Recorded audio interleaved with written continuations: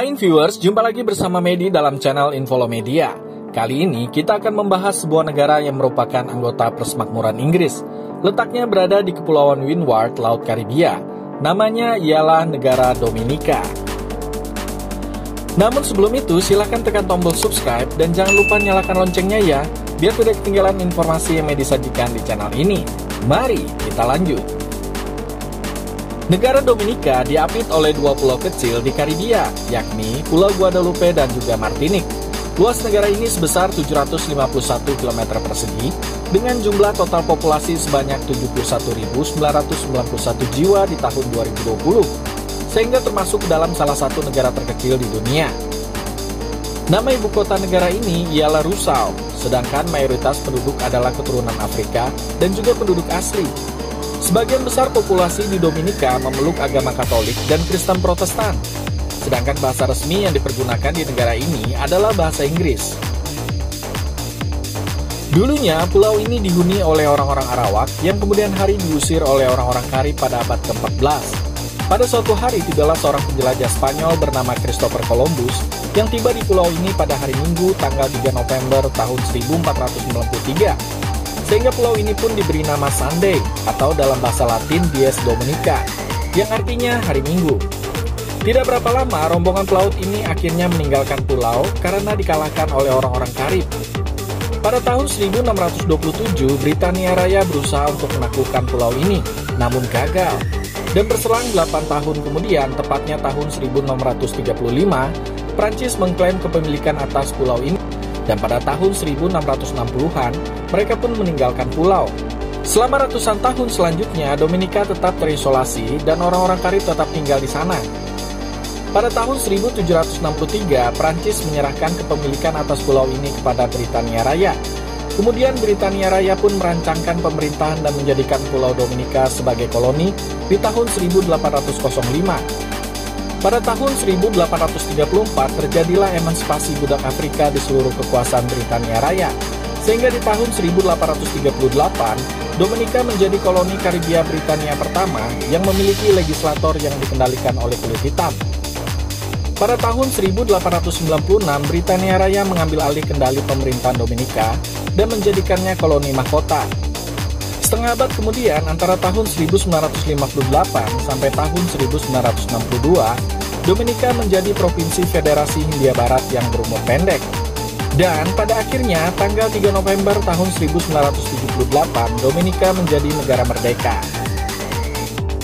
By the way, viewers, ternyata di kawasan Karibia, nama negara ini hampir sama dengan nama sebuah negara yang ada di Pulau Hispaniola, yakni Republik Dominika. Sehingga terkadang kita bisa keliru apabila merujuk dengan nama Dominika saja, sebab kedua negara ini memang dua negara yang berbeda. Imperial Amazon atau Amazon Dominica, juga dikenal sebagai sisirau, adalah burung beo yang hanya ditemukan di Pulau Dominika.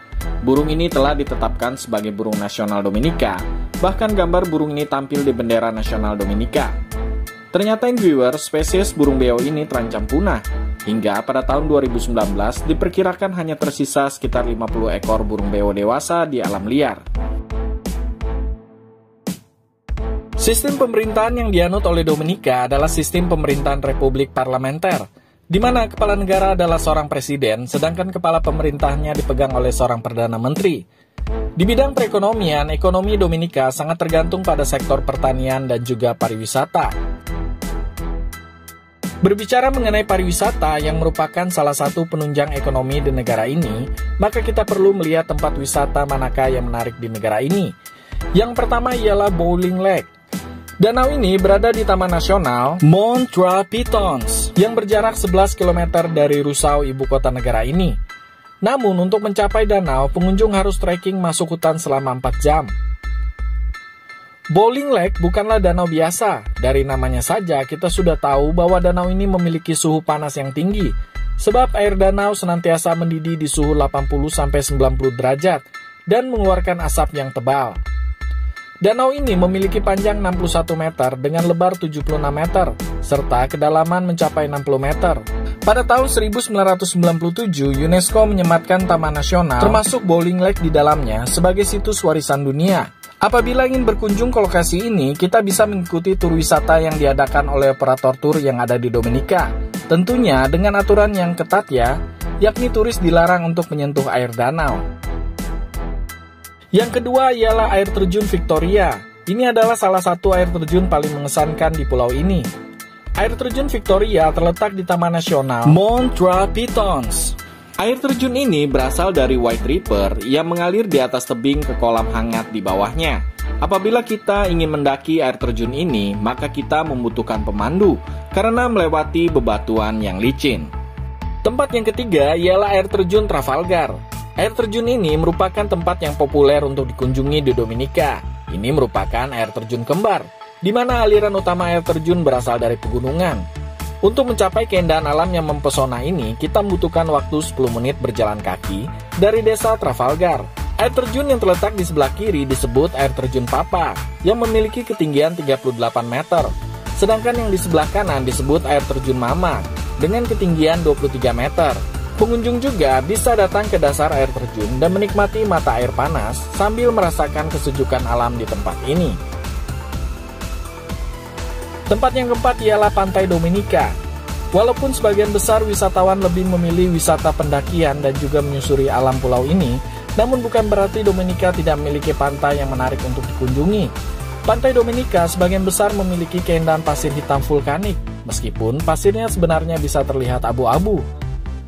Contohnya seperti Pantai Mero. Ini adalah pantai yang paling sering dikunjungi oleh para wisatawan. Kita dapat menempuh perjalanan sekitar 25 menit berkendara dari ibu kota Roseau menuju pantai ini. Di sini juga kita dapat menyewa kursi berjemur, payung, serta membeli makanan ringan dan minuman dari gubuk-gubuk bambu yang terdapat di sepanjang garis pantai. Oke viewers, sebenarnya masih banyak lagi tempat wisata yang menarik yang bisa kita kunjungi di negara ini. Semoga informasi yang disajikan tadi bisa menambah wawasan kita semua untuk mengenal kawasan atau wilayah sebuah negara di dunia. Dan jangan lupa untuk tekan tombol subscribe serta nyalakan loncengnya ya, biar Medi lebih semangat lagi dalam menyajikan informasi di channel ini. Sampai jumpa!